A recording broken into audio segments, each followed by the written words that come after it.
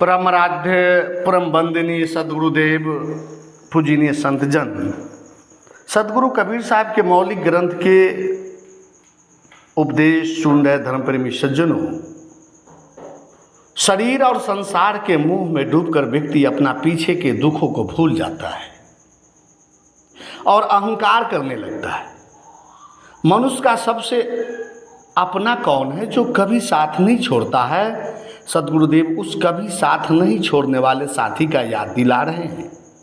ये धन संपत्ति, पत्नी, पुत्र, मकान, दुकान, पद, प्रतिष्ठा अंत समय में सब छीन जाने वाला है। इसलिए मनुष्य को जो छूट जाने वाला वस्तु है उसके लिए अहंकार नहीं करना चाहिए। सदगुरु कबीर साहब इस शब्द में उपदेश देते हुए कहते हैं कि फिर हूँ का फूले फूले फूले, जब 10 मास उरध मुख होते, 100 दिन काहे के भूले। जो माखी सहते नहीं बिहुरे, सोची सोची धन किन्हा। मुए पीछे लेहू करी सब, भूत रहन कस दिन्हा। देहरी लो बर नारी संग है, आगे संग सुहेला। मृतक थान लो संग खटोला, फिर पुनि हंस अकेला।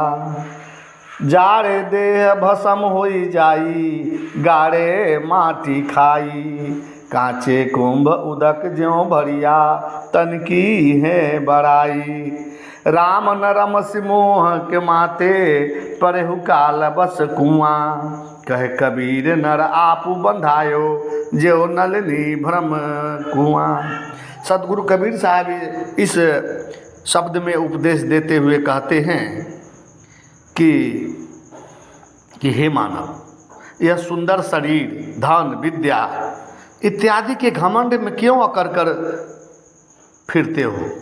जब 9 महीना 10 दिन माता के गर्भ में उल्टे मुंह लटके हुए थे, क्या वह दिन भूल गए?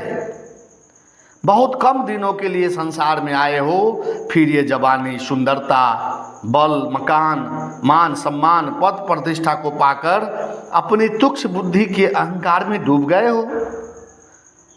कुछ ही दिनों के बाद जो तुम अपनी जवानी, ये शरीर देखते हो जर्जर हो जाएगा, सारी अहंकार चूर चूर हो जाएगा।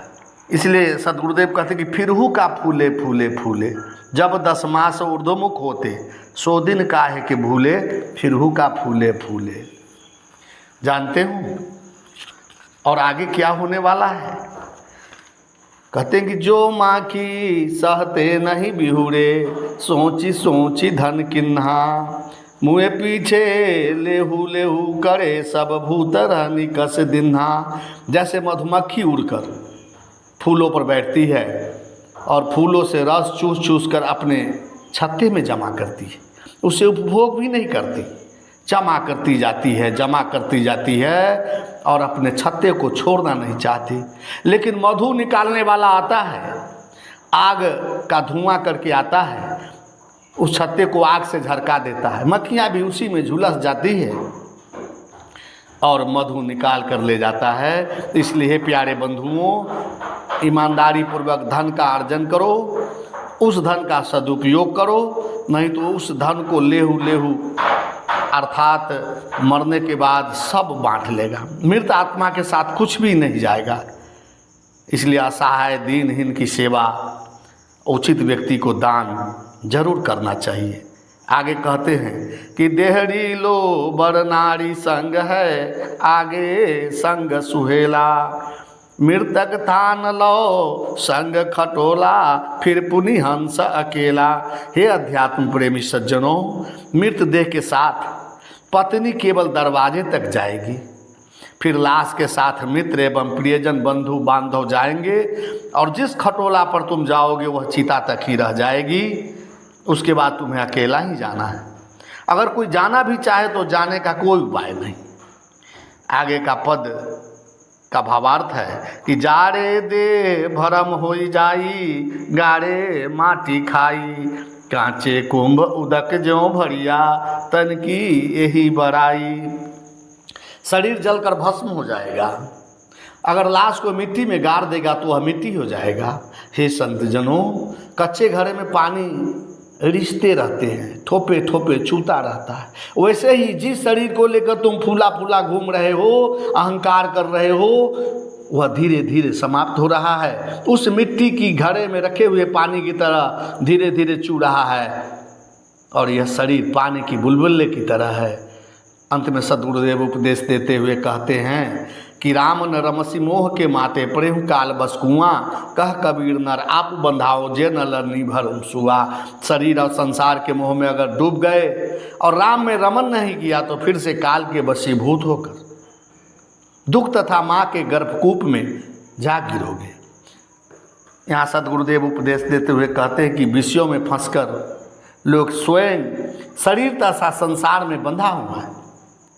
जिस प्रकार सुग्गा लाल मिर्च के लोभ में खुद नलिका यंत्र को कसकर पकड़ लेता है और उसे भ्रम होता है कि हमें कोई पकड़ लिया है, इसलिए वह उड़ नहीं पाता और अंततः शिकारी द्वारा वह पकड़ा जाता है।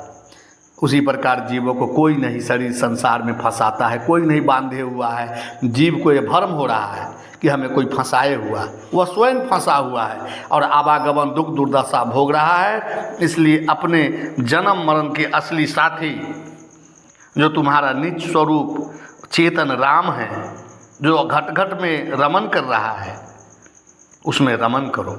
अपने दुख दशा अपने आवागमन से मुक्त होने का